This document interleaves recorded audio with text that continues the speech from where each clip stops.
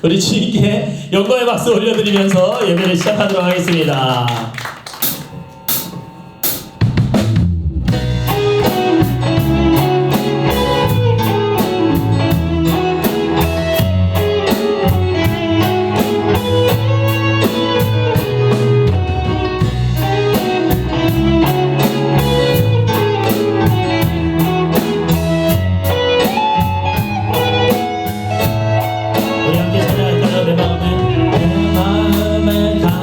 채운 주양한 찬양과 사랑 어떻게 표현할 수 있나.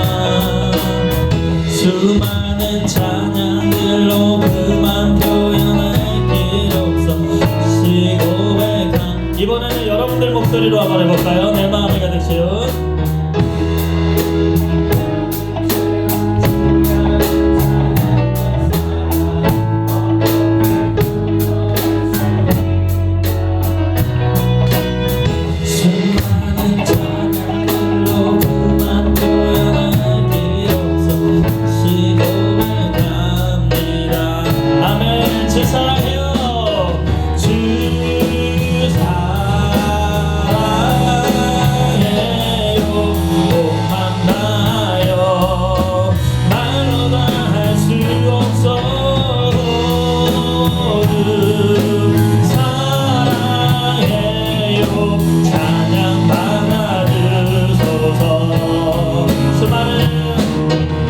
수많은 멜로디와 찬양들을 드렸지만 다시 고백하기 원하네. 주님은 나의 사랑 삶의 중심 되시오니 주를 찬양합니다. 아멘. 주 사랑해요. 주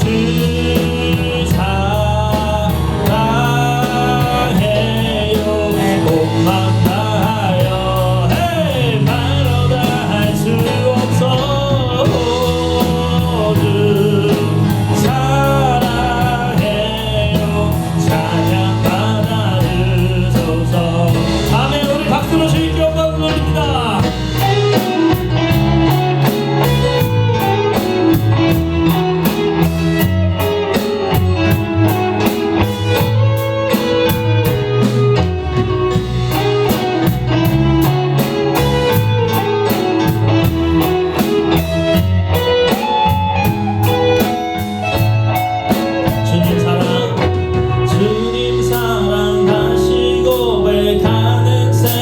주신 감사해요. 주님 사랑 다시 고백하는 새날 주신 감사해요.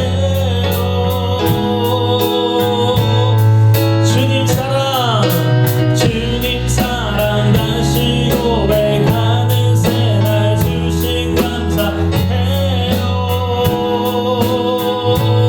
주님 사랑 다시 고백하는 새날 주신 감사해요.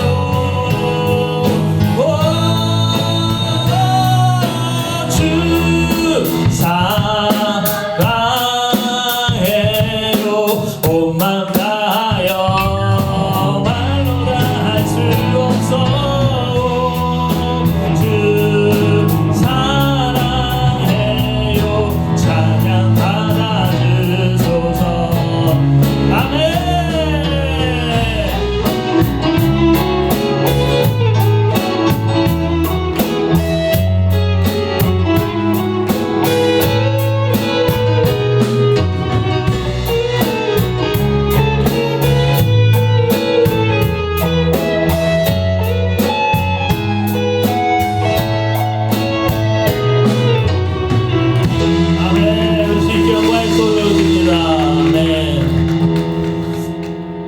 갑자기 시스템이 모니터가 안 돼가지고요. 제가 제 소리가 하나도 안 들려서 멘트를 하면서 자꾸 말이 꼬입니다. 이해해 주시기 바랍니다. 우리 계속해서 죄에서 자유를 얻게 함은 우리 힘차게 박수 치시면서 찬양하시겠습니다.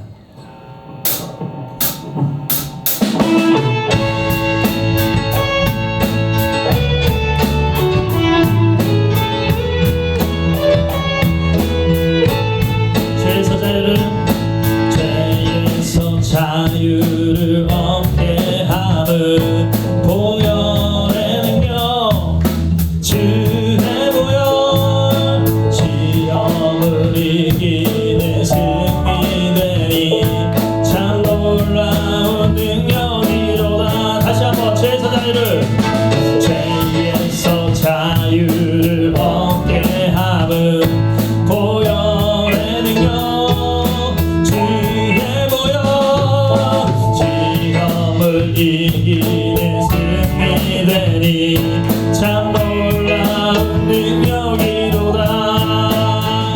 주의 보혈 능력이 있도다. 주의 피 믿으오. 주의 보혈 그 어린 양의 매우 귀중한 피로다. 육체의 정욕을 이길 힘은 보혈의 능력. 주의 보혈 정결한 마음을 얻게 하니 참 놀라운 능력이로다. 아멘. 주의 보혈 능력 있도다. 주의 피 믿으오.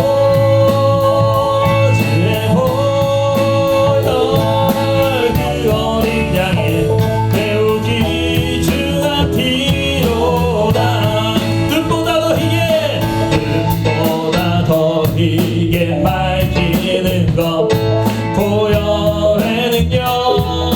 주의 보혈 부정한 모든 것 밝히시니 참 놀라운 능력이로다. 아멘. 주의 보혈 능력 있도다. 주의 피 믿으오.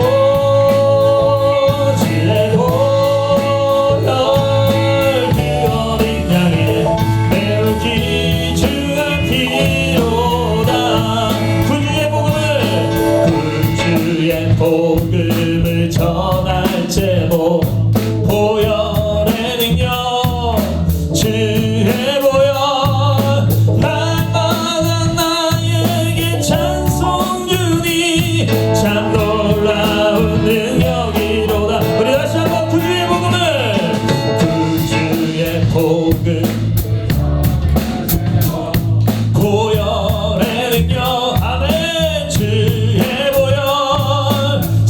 마다 나에게 찬송 주니 참 놀라운 능력이로다.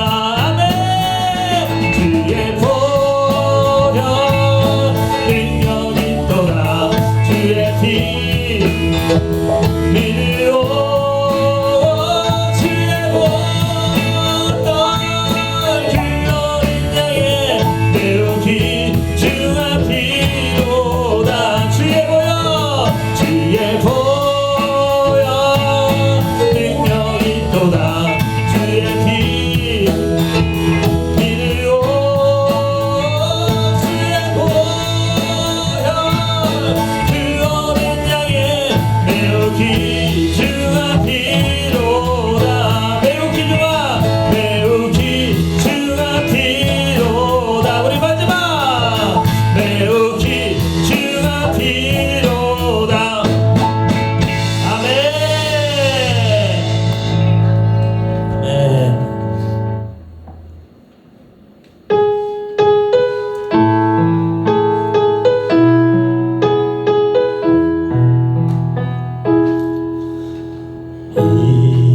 이곳에 생명샘 솟아나 눈물 골짝 지나갈 때에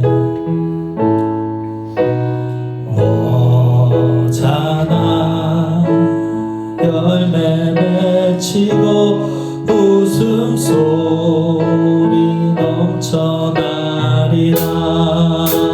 그날에 하늘이 열리고 모든 이가 보게 되리라. 마침내 꽃들이 피고 영광의 주가 오시리라. 꽃들도 구름도 바람도 넓은 바다도 찬양하라 찬양하라 예수를. 하늘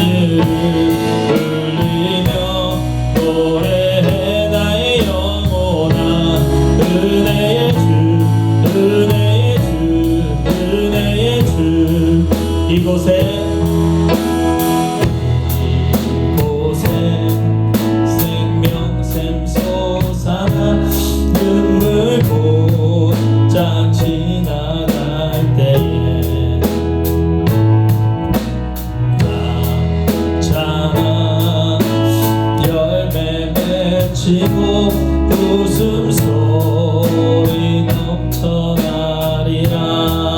그날에 하늘이 열리고 모든 이가 보게 되리라. 마침내 꽃들이 피고 영광의 주가 오시리라. 꽃들도 흙도 바람도 넓은 바다도 찬양하라 찬양하라 예수를. 하늘을 울리며 노래해 나의 영혼아. 은혜의 주 은혜의 주 은혜의 주. 꽃들도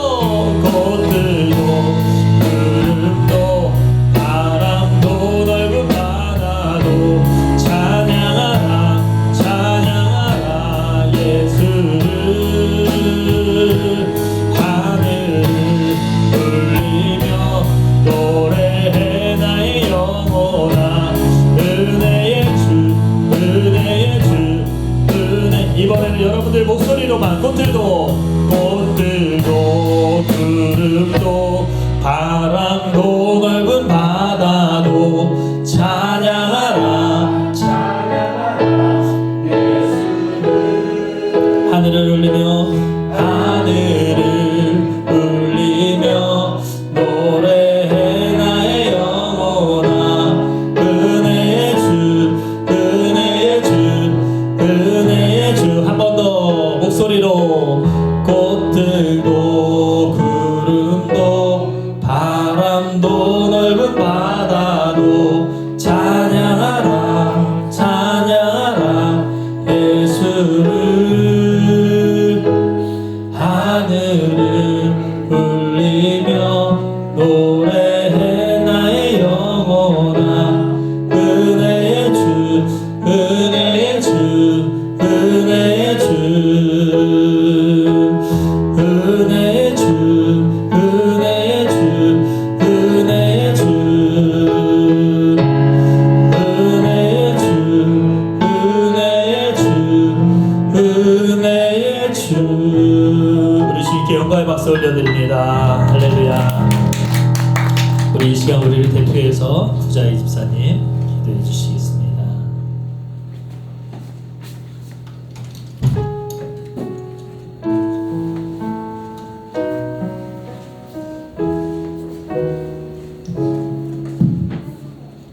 우리를 기다려주시고 포기하지 않으시는 하나님 아버지, 오늘이 귀한 주일날 구원의 기쁨을 누리며 그 큰 은혜와 사랑을 찬양합니다. 이 시간 함께 모여 주님을 예배하며 감사 찬송을 올려드리니 주님만 홀로 영광 받으시기를 원합니다. 한 주간도 죄와 싸우고 또 때론 넘어지기도 하며 살았지만 우리의 연약함을 아시는 주님께서 자비를 베풀어 주셔서 이 시간을 통해 힘을 내고 또 다시 믿음의 경주로 나아갈 수 있도록 도와주세요. 아픈 지체들과 또 삶 가운데 지치고 여러 가지 문제 앞에 놓여 씨름하는 지체들이 있습니다. 주님의 사랑 안에 거하게 하셔서 이 세상이 줄 수 없는 평안을 주시고 또 피할 길을 주시고 이길 힘을 주셔서 끝까지 승리하게 해주세요. 계속되는 전쟁과 지진들 그리고 여러 재난과 힘든 일들 가운데서도 우리는 주님을 바라보며 주님의 뜻이 이루어지기를 간절히 기도합니다. 또 베트남에 있는 구찌교회 성도님들과 보육원에서 만난 어린 영혼들 기억하며 기도하오니 주님의 동일한 은혜를 내려주세요. 오늘 선포되는 말씀 가운데 함께 하셔서 우리의 믿음이 자라고 성장함으로 어둡고 멸망의 길로 달려가는 세상 가운데 빛과 소금의 역할을 감당할 수 있도록 해주세요. 주님만을 사모하고 주님만을 예배합니다. 이 세상 어떤 것도 우리에게 만족을 줄 수 없음을 고백하며 주님 오실 그날까지 우리가 점도 없고 흠도 없이 화평 중에 주님께 발견되기를 원합니다. 이 모든 영광을 주님께 올려드리며 이 모든 말씀 예수님 이름으로 간절히 기도드립니다. 아멘.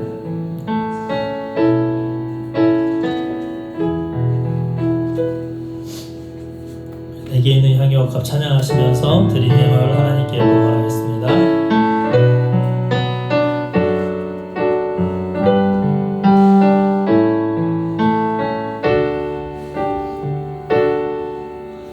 내게 있는 향유 값 주께 가져와 그 발 위에 입 맞추고 되드립니다.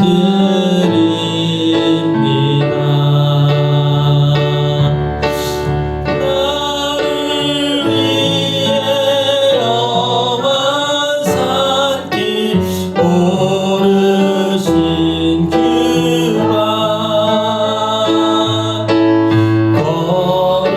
걸음마다 크신 사랑 새겨놓았네.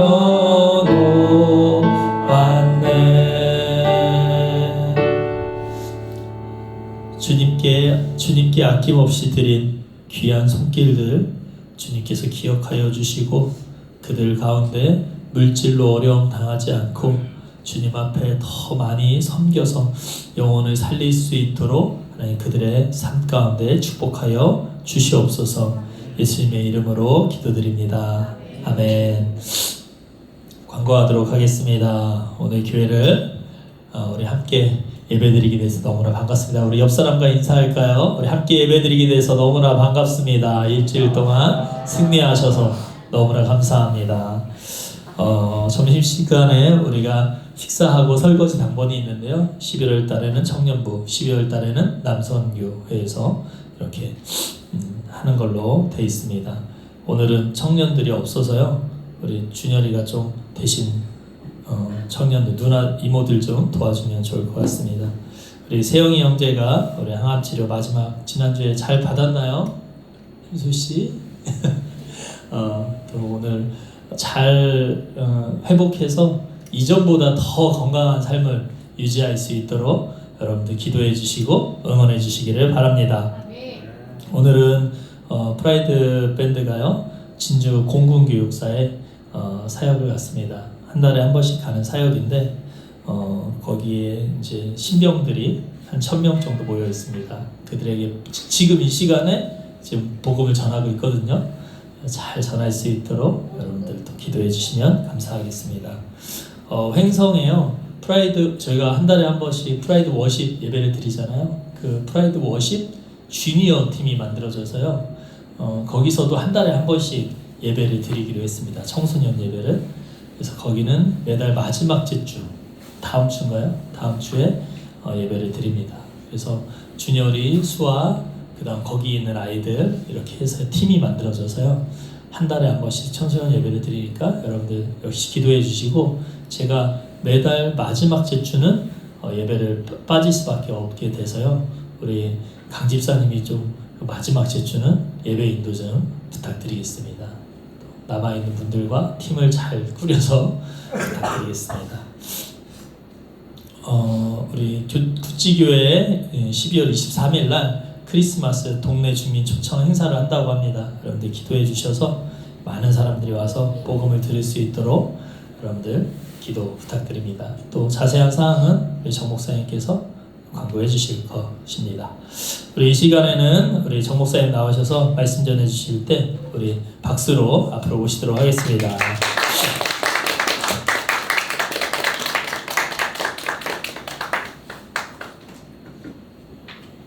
네, 우리 옆에 분 보고 인사할까요? 잘 오셨습니다.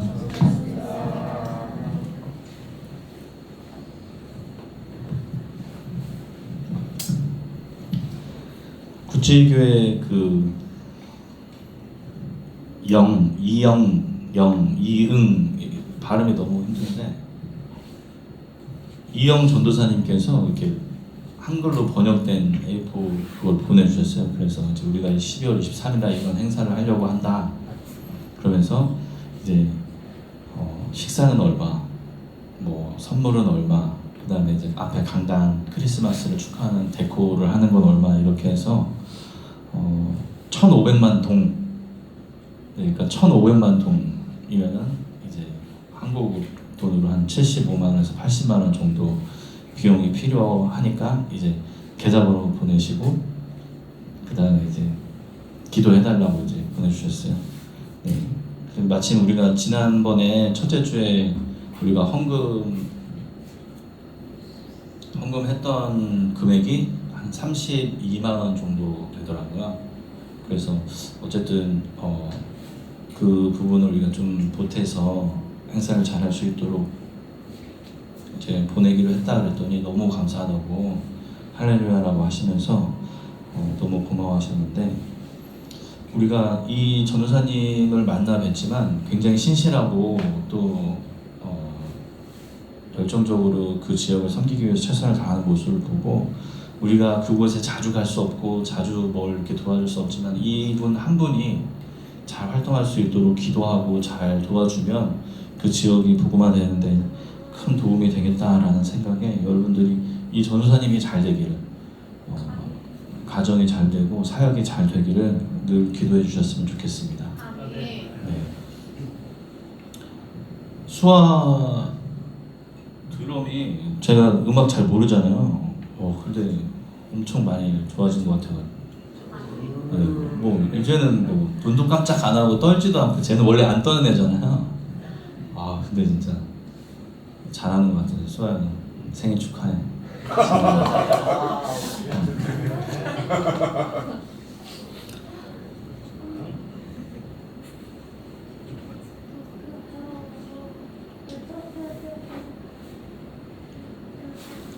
안 떠는 사람들이 부러워요.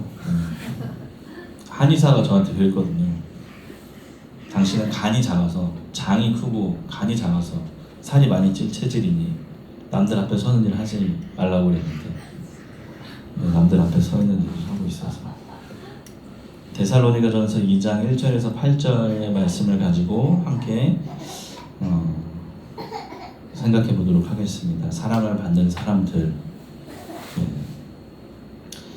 형제 자매 여러분, 우리가 여러분을 찾아간 것이 헛되지 않은 줄을 여러분이 알고 있습니다. 그러니까 바울이 데살로니가 교회를 찾아갔는데 당신을 찾아간 일이 전혀 헛되지 않다라는 것은 되게 보람있다라고 느끼는 것을 반대적으로 표현한 것입니다. 여러분이 아는 바와 같이 우리가 전에 빌립보에서 고난과 모욕을 당하였으나 심한 반대 속에서도 하나님 안에서 담대하게 하나님의 복음을 여러분에게 전하였다. 그러니까 데살로니가 교회에 복음을 전하려고 했는데 어떤 그 빌립보에 있었던 사건으로 인해서 어떤 복음 전하는 것을 반대에 부딪혔다라고 얘기합니다. 좀 이따 설명해 드릴게요. 우리의 권면은 잘못된 생각이나 불순한 마음이나 속임수로 하는 것이 아니다. 그러니까 이제 데살로니가에 가서 복음을 전하는데 어떤 순수한 의도 외에 다른 의도는 전혀 없이 당신에게 내가 지금 복음을 전하고 있다라고 지금 표현하고 있는 것입니다. 우리는 하나님께 검정을 받아서 맡은 그대로 복음을 전합니다. 맡은 그대로 복음을 전합니다. 우리가 이렇게 하는 것은 사람의 환심을 사려고 하는 것이 아니라 우리의 마음을 살피시는 하나님을 기쁘게 해드리려고 하는 것입니다. 그러니까 우리가 데살로니가 교인들에게 복음을 전하는 것은 당신들을 기쁘게 하기 위함이 아니라 하나님을 기쁘시게 하기 위해서 복음을 전하는 것입니다 라고 말했습니다. 여러분이 아는 대로 우리는 어느 때든지 아첨하는 말을 한 일이 없고 당신들의 환심을 사기 위해서 말을 했던 적이 없고 구실을 꾸며서 탐욕을 부린 일이 없다. 그러니까 어떤 일을 만들어서 돈을 벌어들이거나 우리가 어떤 우리에게 도움이 되는 것을 하기 위해서 탐욕을 부린 일이 없다. 이 일은 하나님께서 증언하여 주십니다. 우리는 또한 여러분에게서든 다른 사람에게서든 사람에게서 영광을 구한 일이 없습니다. 물론 우리는 그리스도의 사도로서 권위를 주장할 수도 있었습니다. 여기서 말하는 권위는 우리가 이렇게 복음을 전하니까 너희들이 우리를 섬겨라. 그래서 헌금을 해줘라. 사역, 선교비를 보태줘라. 이런 사도로서의 권위를 챙길 수 있었지만 그것을 하지 않았습니다. 그러나 우리는 여러분 가운데서 마치 어머니가 자기 자녀를 돌보듯이 유순하게 처신하였습니다. 때를 써도 여러분이 잠깐 엇나가도 우리는 어머니의 마음으로 당신들을 그렇게 섬겼습니다. 우리는 이처럼 여러분을 사모하여 여러분에게 하나님의 복음을 나누어 줄 뿐만 아니라 우리의 목숨까지도 기쁘게 내줄 생각이었습니다. 그것은 여러분이 우리에게 사랑을 받는 사람이 되었기 때문입니다. 그러니까 이 데살로니가 교회 교인들이 바울을 포함한 신라 어떤 그 당시에 이제 바울과 함께 사역하고 있던 사람들에게 있어서 사랑을 받는 사람이 되었기 때문에 자기들이 이런 어떤 위험도 감수하고 손해도 감수하고 아픔도 감수할 수 있었다라는 거죠. 여기서 우리가 알 수 있는 중요한 사실은 그 누군가가 우리에게 사랑을 받는 존재가 되었다라는 것. 그것만으로 우리는 하나님을 기쁘시게 하기 위해서 그들에게 복음을 전하는 일을 기꺼이 감당할 수 있다라는 것을 오늘 사도 바울이 편지 속에 썼던 내용입니다. 세영아, 지도 좀 보여줄 수 있니? 저기 보시면 데살로니가 교회라고 얘기하지만 우리가 데살로니가가 어디 있는지 알아야 되거든요. 그래서 이 뭐야? 여기 보시면은 우리가 흔히 지금 생각하고 있는 이스라엘, 지금 전쟁이 나고 있는 가자 지구는 여기 있고 예루살렘이 여기 있죠. 그러니까 요 지역을 돌아서 배를 타고 이렇게 가서 여기서 선교를 하는 거죠. 마케도니아라고 여러분 들어보셨죠? 마케도니아의 유명한 사람이 누구죠? 마케도니아의 알렉산더 대왕. 알렉산더 대왕이 여기 있는데 여기가 지금 그리스예요. 지금 그리스, 로마, 이탈리아. 그런데 데살로니가는 지금 어디 쪽이에요? 우리가 생각하고 있는 요 지역이 아니라 상당히 멀리 떨어진 데살로니가 지역이라는 거죠. 그래서 여기 보면 이제 마케도니아의 데살로니가 지역인데 원래 이제 지도를 보면 여기서부터 요렇게 해서 저쪽 동쪽 지역까지 그 당시에 상상할 수 없는 도로가 깔려져 있었어요. 이건 뭐냐면 이제 로마가 세상을 지배할 때 그 마차와 그런 것들이 갈 수 있게 이제 이렇게 도로를 깔았는데, 도로가 깔려 있다는 얘기는 뭐예요? 수송이 편하니까 문화가 발달하고 뭔가 경제가 발달하는 그런 지역이고, 여기는 이제 만이거든요. 요 만. 그러니까 배를 타고 이쪽에서도 오고 사방에서 들어올 수 있는 곳이라서 문화와 어떤 여러 가지 공연 그러니까 그런 것들이 굉장히 발달되어 있는 지역이라는 거죠. 그런 마케도니아의 데살로니가 지역 사람들은 어때요? 굉장히 부자들이죠. 굉장히 활발하고 여러 가지 문화들이 모여서 한 곳에서 서로 자기의 문화를 뽐내고 서로 전도하려고 지금 이제 노력하려고 하는 그런 곳이라는 거예요. 마케도니아의 수도이자 자유도시였습니다. 자유도시라는 건 뭐냐면 로마의 지배를 받지 않는 자치권을 보장받은 지역이라는 거죠. 이 데살로니가는 심지어 자체적으로 화폐를 만들어서 사용하는 지역이었어요. 그만큼 아주 독특하고 독보적인 그런 곳이었죠.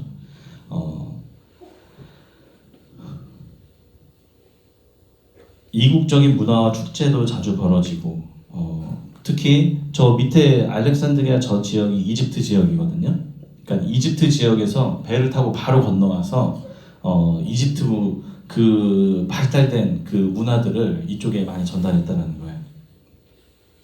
그래서 그 이집트 신들에 대한 인기가 굉장히 높았어요. 이집트에 가면 이런 신이 있다, 스핑크스 신이 있고 뭐 신이 있다, 이런 어떤 문화적인 배경을 가지고 있는데, 바울은 이곳에서 새 안식일 동안이라고 얘기했으니까 한 3주 동안 유대인 회당에 가서 그 성경을 가지고 토론을 막 벌였어요. 그러면서 그가 전한 메시지를 사도행전은 이렇게 표현합니다. 그는 그리스도께서 반드시 고난을 당하시고 죽은 사람들 가운데서 살아나셔야 한다는 것을 해석하고 증명하면서 이렇게 17장 3절에 이렇게 얘기합니다. 내가 여러분에게 전하고 있는 예수가 바로 그 그리스도입니다 라고 말했다는 거죠. 사도 바울이 예수를 만난 뒤에 이 사람도 이제 유대인이니까 성경에 대해서 엄청 많이 알잖아요. 그러니까 그가 알고 있던 성경과 그가 만난 예수님을 말씀으로 증명해서 그 사람들과 이제 그 논쟁을 벌였다는 거예요. 토론을 벌였다는 거예요. 그리스도의 고난과 죽음, 그리고 다시 살아나심이 그 메시지의 핵심이었어요. 그래서 이 당시 유대인들이 로마와 어떤 이렇게 관계를 맺고 있는 상황에서 바울이 이런 얘기를 하니까 이제 충격이 생긴 거예요. 기존의 사람들은 예수 그리스도를 인정하고 싶지 않고 기존의 체제를 인정해야지만 자기들의 어떤 기득권을 보호받을 수 있는데, 이제 예수가 오고 사람들이 예수를 추종하기 시작하니까 이제 위기를 느낀 사람들이 이제 이 바울을 잡아서 감옥에다 가두는 거죠. 바울과 실라가 감옥에 갇혀서 이제 한밤중에 찬양했더니 옥문이 부서지고 그 간수가 구원을 받는 일이 일어났다는 거.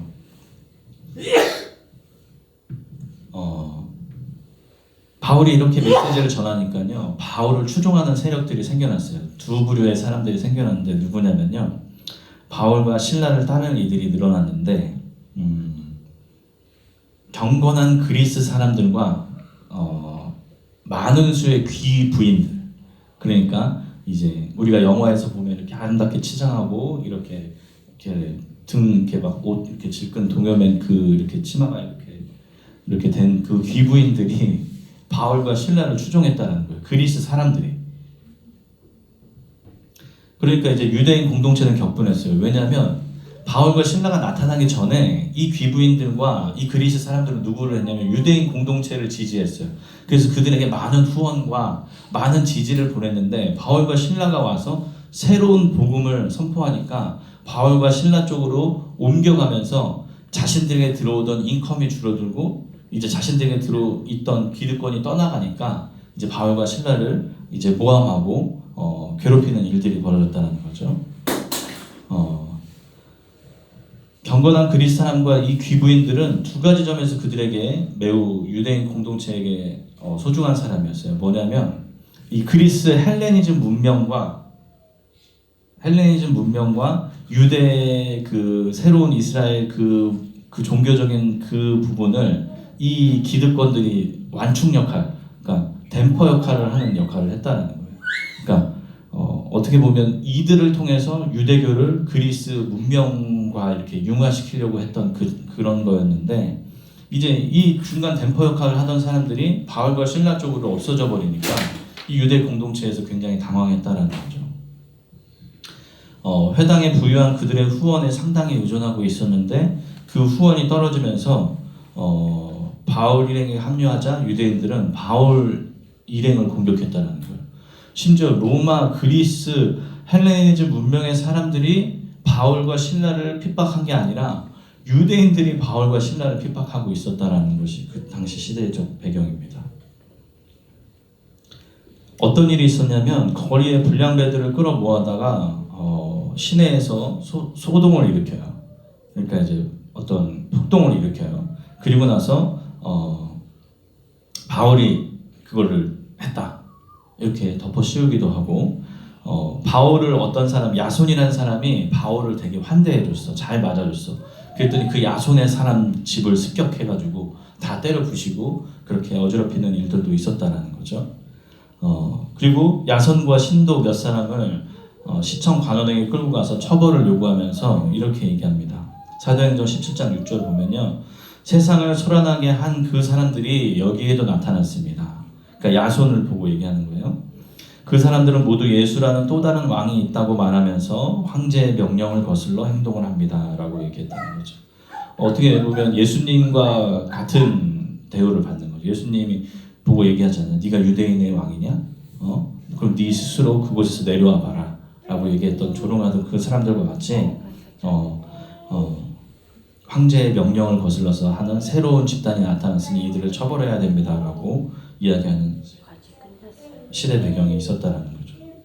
바울과 신라를 비롯한 이 전도자들의 삶과 시련, 위기 이런 것들이 연속되었는데, 그리스도를 전함으로써 얻는 그들의 이익이 무엇이었을까요? 경제적 이익을 얻기 위한 것도 아니라고 오늘 말씀에서 얘기하고 있고요. 이르는 곳마다 자기에게 익숙한 가중 일을 하며 스스로 생계를 유지해 나갔다는 거예요, 바울은. 네. 형제 자매 여러분, 여러분은 우리의 수고와 고생을 기억하고 있을 것입니다 라고 2장 9절에서 얘기하잖아요. 그게 뭐냐면 이제 그렇게 스스로 가족 일을 생계를 유지하면서 하루하루 먹을 걸 벌어서 자기들이 뱃삭도 내고 먹을 것도 사고 해서 전도를 하고 있다는 것을 여러분들이 보지 않았습니까? 라고 얘기한 것으로부터 사람들이 많은 감동을 받았다라는 거예요. 밤낮으로 일을 하면서 하나님의 복음을 여러분에게 전파하였습니다. 여러분 가운데 아무에게도 폐를 끼치지 아니하려고 이렇게 얘기하고 있다는 거죠. 수고와 고생을 사서 했다라는 말이죠. 명예나 권세를 얻기 위한 것도 아니었고 그럴 생각이었다면 더 은밀하게 더 끈질기게 사람들을 설득하고 자기들의 세를 불려서 조직화해야 되겠죠. 지금 이 시대의 대형 교회들 그걸 모두를 비판하는 건 아니지만 사실 사각지대가 많음에도 불구하고 더 커지고 그것에 대해서 주의해야 됨에도 불구하고 그렇게 갈 수밖에 없는 구조가 되었다는 걸 안타깝다라는 이야기를 하고 싶습니다. 이렇게 조직화되면 안정이 찾아오거든요. 근데 바울은 그런 것을 하기보다는 오직 하나님의 말씀을 전하는 것, 그래서 그 공동체들을 점조직화해서 퍼뜨리는 것에 집중했다라는 거죠. 이곳에 가서 복음을 전해서 교회를 만들고 사람들에게 신앙을 전해서 신앙을 세워주는 그런 일들을 하는 것. 네. 복음을 전하는 대가로 그에게 주어진 것은 고난과 모욕 그리고 심한 반대였다라고 얘기하는 거예요. 아까 말한 반대가 이거죠. 자신들이 복음을 전할수록 그리스의 영향력 있는 사람들과 당시에 상대적으로 할 일이 없었던 그 귀부인들, 시간적 여력이나 재정적 여력이 많았던 그 귀부인들이 바울과 실라에 동참하게 되니까 반대에 부딪혔다는 거죠. 우리의 권면은 잘못된 생각이나 불순한 마음이나 속임수로 하는 것이 아닙니다 라고 표현합니다. 그러니까 맡기신 복음을 성심껏 전할 뿐이라는 거죠. 사람의 환심을 사려는 것이 아니라 제가 때로는 이 복음을 전하려고 하다 보면 마음을 사려고 할 때가 있더라고요. 사실 그것으로부터 자유로워져야 되는데 우리가 그것이 쉽지 않은 것 같아요. 먼저 어떻게 보면 사람의 마음을 얻어야 우리가 무언가를 또 그 다음 스텝을 나갈 수 있다라는 생각에서 그렇게 할지 모르겠지만 오늘 이 사도 바울은 그 어떤 이후에 어떤 결과가 있을지 모르겠지만 이들이 우선적으로 생각한 것은 그냥 복음을 전하되 하나님을 기쁘시게 하기 위함이라는 거예요. 그래서 우리가 쉽게 사람 눈치 보지 말고 사람의 마음을 얻으려고 하지 말고 그냥 우리는 담대히 그 사람을 사랑하자. 오늘 바울이 이야기한 것처럼 당신은 우리에게 사랑을 받는 자입니다라고 얘기할 수 있는 그런 담대함이 우리 안에 있었으면 좋겠습니다. 교회에는 어떤 유력한 사람이 있습니다. 힘이 있는 사람이 있습니다. 때로는 헌금을 많이 한다든지 봉사를 많이 한다든지 아니면 어떤 재능이 특출나다든지 그런 사람들에게 힘의 밸런스가 이제 무너지기 마련인데 사실 그것이 현대 교회에서 가장 주의해야 한다는 거죠. 교회는 힘의 문제에 있어서는 늘 자유로워야 합니다. 그래서 어떤 사람도 얘기할 수 있어야 되고 어떤 사람도 결정할 수 있어야 한다는 거죠. 사람에게서 영광을 구하지 않았습니다. 그는 오히려 부모님이 자녀를 돌보듯 유순하게 사람들을 대했고 그들에게 복음을 전하고 필요하다면 목숨까지도 기쁘게 내줄 생각이었다라고 말하고 있습니다. 이 사도 바울을 움직이게 만든 내적인 동기, 이유가 무엇일까요? 저는 그것을 일종의 사로잡힘이라고 이해합니다. 사로잡히다.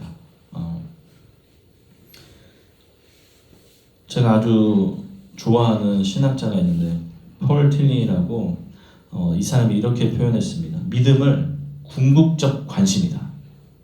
믿음을 뭐라고 표현하냐면 궁극적인 관심이다라는 말로 설명했습니다. 이 말을 이해하는 게 쉽지는 않는데요. 궁극적이라는 말은 궁극적이다. 준열아, 궁극적이다라는 말이 무슨 뜻인지 알겠니? 그냥 너가 이해하는 대로 한번 생각해봐. 그냥 궁극적이다. 네.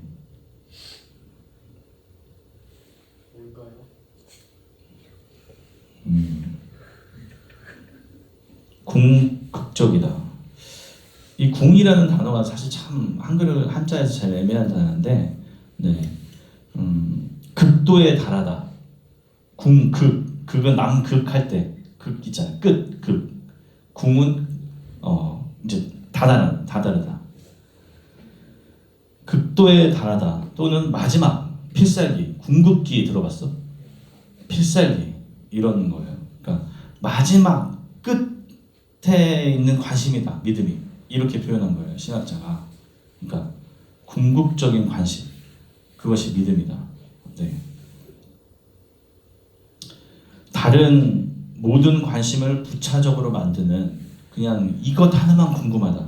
우리가 다른 건 다 필요 없고 요것 하나만 궁금하다라고 생각하는 게 믿음이라고 얘기하는 거예요. 믿음이란 값진 진주를 사기 위해서 자기가 가진 모든 것을 팔아서 그 밭에 숨긴 보물을 찾기 위해서 자기의 모든 것을 팔아버린 그 사랑, 이것이 궁극에 대한 관심이라는 거죠. 그 믿음은 그런 거죠. 예수님을 알기 위해서는 우리가 지금 어떻게 해요? 우리가 알고자 하고 있는 모든 어떤 궁금한 것들을 내려놓고 예수님에게만 오로지 궁금해하는 그 궁극적인 관심이 믿음이라는 거예요. 이 신학자의 말대로라면 우리의 믿음은 사실 순도가 100%이지 않다라는 거죠. 그러니까 궁극적으로 예수 그리스도에게만 관심을 가지는. 근데 우리는 그렇지 못하잖아요. 세상적으로도 그렇고 재능적으로 우리가 하고 있는 일 쪽으로도 그렇고 그것에 더 관심이 많고 세상을 살며 영위하는 것에 어쩌면 관심이 있을 수 있잖아요. 어느 날 그 궁극적인 관심이 사도 바울을 사로잡았고요. 그래서 예수를 알자. 어떻게? 힘써 알자. 계속.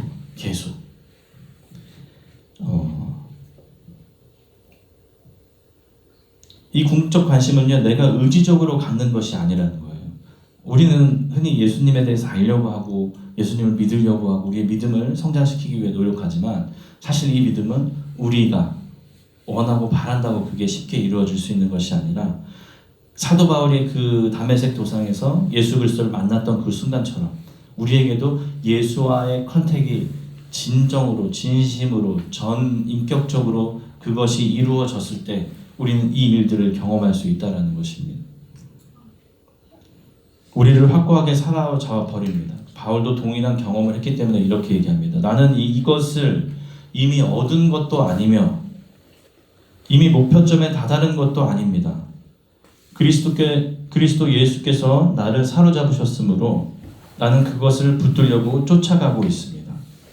이렇게 표현하는 거죠. 아까 얘기했던 예수께서 사도 바울을 사로잡으셨다. 근데 예수님께서 우리를 사로잡으시려고 너를 택했다. 이렇게 딱 너를 캐치했다. 이렇게 얘기하는데 사람이 우리의 본성이 그것을 인정하지 않고 딜레이 시킵니다. 오늘 이 자리에 나와 있는 여러분들은 예수님께서 컨택하셔서 내 귀 속에 내 마음 속에 예수 그리스도의 십자가의 사랑을 온전히 느끼길 원하고 계시는데 우리가 아까 얘기한 것처럼 궁극적 관심이 생기지 않으니까 그것에 응답하지 않으니까 우리는 또다시 다음 기회로 딜레이 되는 거예요. 여러분 오늘이 기회이고 찬스입니다. 오늘 사도 바울이 만난 주님을 이 사람들에게 이렇게 전하고 있잖아요. 이 안에 뜨거움을 우리가 같이 함께 공감했으면 좋겠습니다. 예수님의 존재가 사도 바울의 마음에 스며들자 그를 온통 사로잡고 있던 마음의 장벽들이 허물어졌습니다. 예민했기에 좀처럼 죄의식에서 벗어나지 못했던 그가 그리스도 예수 안에서 참 자유를 누릴 수 있었다는 거죠. 나는 부족해, 나는 모자라, 나는 죄인이야. 그 자리에 엎드려서 머물 수밖에 없던 그가 이젠 예수 그리스도의 그 선택함으로 말미암아 이제는 예수 그리스도의 복음을 전하는 것을 마다하지 않고 두드려 맞고 죽기 직전까지 가고 무시당하고 그런 모든 그 부정적인 것들로부터 자유로워져서 오직 하나님을 기쁘시게 하는 일에 매진했던 그 사도 바울을 우리가 함께 본받았으면 좋겠습니다. 예수 그리스도를 아는 것이 가장 고귀하기 때문에 그 밖의 모든 것을 해로 여긴다. 바로 이게 궁극적 관심에 사로잡힌 상태입니다. 그 모든 것은 해로 여긴다. 이건 정말 우리 모두가 이 말씀 앞에 부끄러운 이야기죠. 그는 자기 아들을 아끼지 않으시고 우리 모두를 위해 내주신 하나님의 사랑을 머리가 아니라 온 존재 자체로 채택했습니다. 그것을 전하지 않고는 견딜 수 없는 내적인 뜨거움이 그에게 있었다는 거죠. 모욕과 박해조차 그 열정을 꺼트릴 수 없었습니다. 우리가 복음을 전하는 이유가 있다면 우리가 더 많은 것을 소유했고 더 빨리 예수를 알았기 때문이 아니라 우리가 받은 그 사랑을 누군가 똑같이 함께 누리자라는 마음으로 복음을 전하는 거잖아요. 그 안에 열정이 더해져서 불원 천리 먼 거리를 마다하지 않고 우리가 그렇게 우리가 할 수 있는 모든 것들을 쏟아부어서 섬기는 것, 당신은 우리에게 사랑받을 존재입니다라고 느끼게 해주는 것, 말로만 하는 것이 아니라 그냥 내가 사랑받고 있구나를 느낄 수 있게 해주는 것, 그것이 우리가 신앙생활을 해나가는 어떤 또 하나의 이유가 아닐지 않을까라는 생각이 듭니다. 그래서 이제는 우리가 세상을 이기는 신앙을 소유해야 합니다. 궁극적 이 관심으로부터 멀어질 때 우리는 사소한 문제에 집착합니다. 그러니까 궁극적으로 예수 그리스도에 대해 관심이 있었는데 어느 순간 우리 눈에 어떤 다른 것이 들어와서 그것을 놓쳤어요. 그리고 새로운 것에 관심을 가지기 시작할 때 사소한 문제에 집착하는데 예수를 죽음의 벼랑 끝으로 내몬 것은 예수를 모르고 막 아무것도 무지한 사람들이 아니라 하나님을 가장 잘 안다고 자부했던 그 사람들이 예수를 십자가에 못 박았다는 것입니다. 바울 일행을 모함하고 박해했던 이들은 선비님을 자부하던 유대인들이었습니다. 그 그리스 로마 사람들이 아니라 유대인들이 복음 전하는 것을 방해하고 복음 전하는 것을 반대했다는 거예요.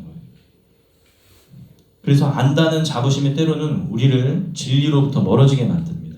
알고 있다라는 자부심. 우리는 하나님을 알아. 너넨 잘못됐어. 너가 전하는 그 예수 그리스도는 아니야 라고 말하는 그 자부심이 잘못됐다는 거죠. 궁극적 관심에 사로잡힌 사람들은 해방감을 느낍니다. 자유로워진다는 거죠.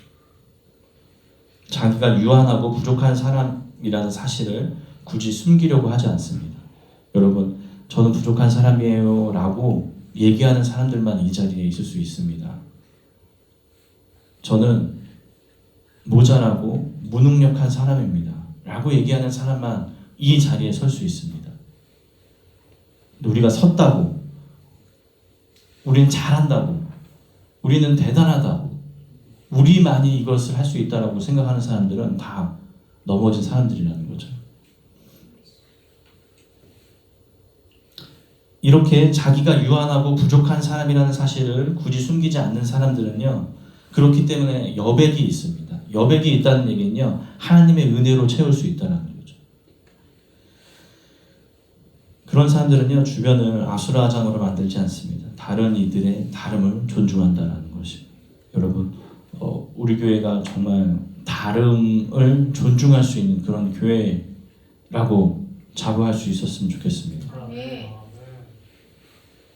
그 다름을 존중할 뿐 아니라 그 다름을 배우려고 노력하는 그런 사람들이 되었으면 좋겠습니다. 성령의 능력 안에 있던 초대교회의 아름다움은요, 이해관계에 충실하던 사람들이 이해를 뛰어넘어 가족이 된다는 데 있다는 것입니다. 아파하는 이들과 함께 아파하고 다른 이들이 누리는 기쁨을 조금의 유보도 없이 함께 경축해주고 서로 무거운 짐을 나누어 지려는 사람들, 그들이야말로 하나님의 가족이라고 할 수 있다는 거죠. 여러분, 무거운 짐이 있으면 우리 함께 같이 나누는 공동체가 되었으면 좋겠습니다. 믿음의 사람들은 새로운 가족입니다. 데살로니가 교회는 그런 점에서 우리의 모범이 된다는 것입니다. 교우들에 대한 사랑을 두고서는 여러분에게 더 쓸 필요가 없겠습니다 라고 표현합니다. 여러분이 직접 하나님께로부터 서로 사랑하라고 하시는 가르침을 받아서 온 마케도니아에 있는 모든 형제 자매에게 그것을 실행하고 있기 때문입니다 라고 바울이 평가하고 있습니다. 형제 자매 여러분, 우리는 여러분이 더욱더 그렇게 하기를 권면합니다. 4장 9절에서 10절에서 이렇게 표현하고 있다는 거예요.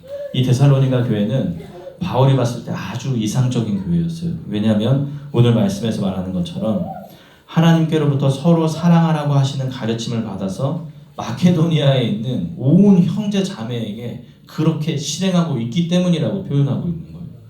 이것은 제가 감히 상상할 때 이것이 가능한가라는 의문이 들 정도의 그런 일이라는 거죠.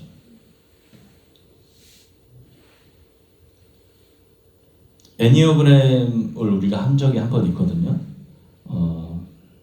그때 이제 목사님과 제가 했던 얘기가 있어요. 이 애니어그램을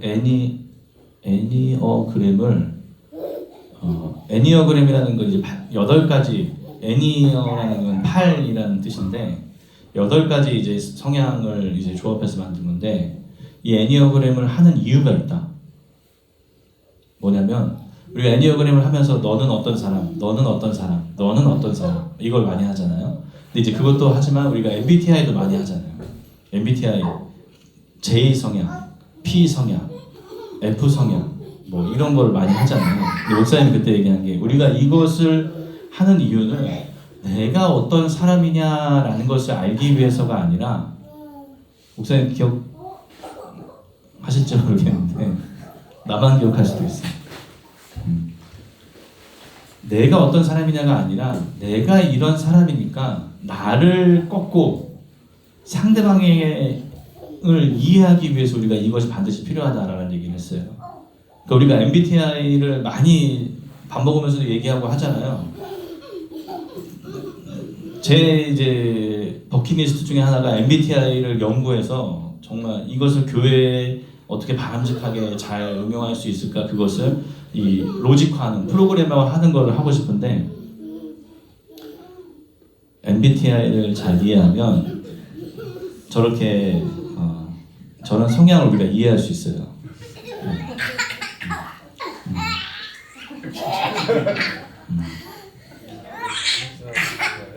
나는 그런 사람이다라서는 끝나서는 안 된다. 그러니까 우리가 MBTI를 분명히 이해해야 되는 이유가 명확한 거예요. 상대방이 어떤 사람인지 알고 내가 어떤 사람인지를 알면 나를 주장하는 게 아니라 상대방을 생각하며 나의 성향을 꺾어서 상대방 성향과 함께 원만해지는 것이 중요하다라는 이야기를 했던 것 같아요. 목사님께서. 그러니까 그 이야기가 사실 우리에게 가장 필요한 얘기예요. 나는 MBTI가 이래 거기서 머물고 끝나면 난장판이 됩니다. 그러니까 자기를 꺾고 공동체에게 맞추는 것을 하기 위해서는 이게 보통의 노력 가지고는 되지 않는 일이라. 거기에 우리가 하나님의 은혜가 필요합니다. 교회는 학교는요, 같은 대학교를 가면 같은 과, 같은 걸 좋아하는 성향끼리 모일 수도 있고요. 동호회를 가면 등산을 좋아하는 사람끼리 모일 수도 있잖아요. 교회는요. 정말 그 수많은 가지의 사람들이 모여서 자 여러분 원팀입니다 라고 얘기하는 거예요. 어떤 사람은 1분에 10걸음을 걷는 게 좋은 사람이 있는가 하면 어떤 사람은 1분에 100걸음을 가지 않으면 스트레스를 받는 사람이 한 공간에 앉아 있다고요.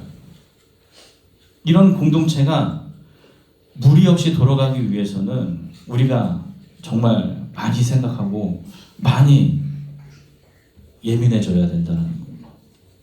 그러면 이 교회가 커지고 교회의 확장력이 커졌을 때 사도 바울이 데살로니가 교회에 가서 복음을 전하면서 그것에 영향을 끼쳤던 것처럼 우리가 이 건단, 이 김포, 이 지역을 변화시킬 수 있는 원동력은요 교회의 영향력이 그런 식으로 커져야 된다는 거예요. 누구든 이 자리에 들어오면 함께 공존할 수 있습니다라는 가치가 이 땅 가운데 선포되어져야 한다는 거예요. 그 중심에 예수 그리스도를 통해서.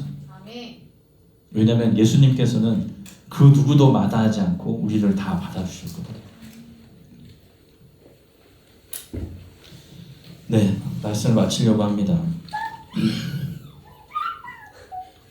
저는 우리 교회 구성원들은 세상을 이기는 믿음의 사람들이라고 확신합니다. 뭐 잘못이 없거나 흠이 없기 때문이 아니라요. 늘 뭐 한 목소리를 낼 수 있어서 그런 것도 아닙니다. 그냥 모든 것이 협력하여 선을 이루시는 하나님을 깊이 신뢰하기 때문입니다. 하나님은 반드시 그렇게 하실 분이시기 때문이라는 거죠. 제 믿음의 고백입니다.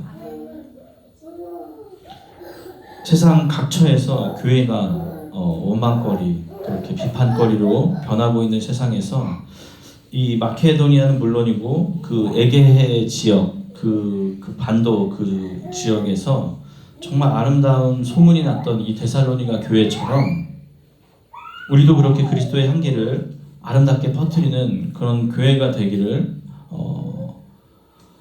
소망해 봅니다. 기도하겠습니다.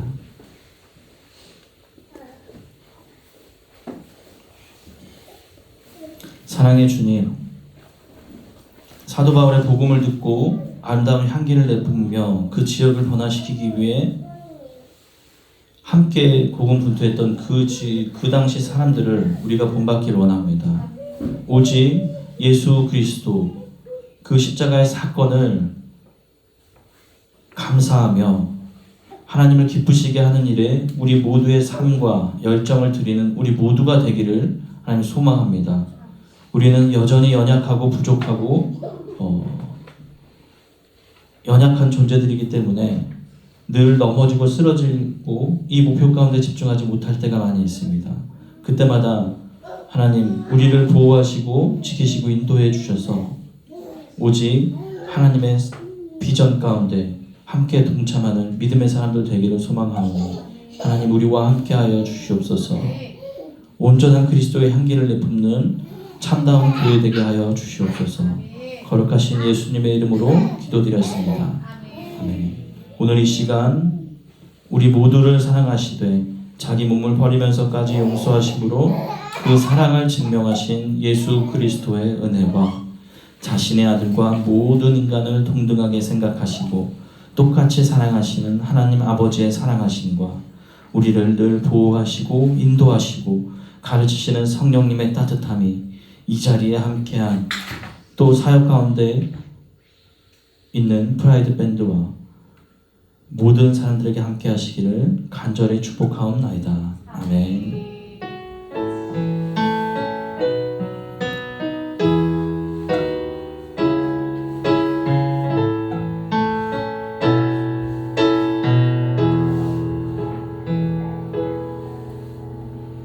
우리 하나님께 영광의 박수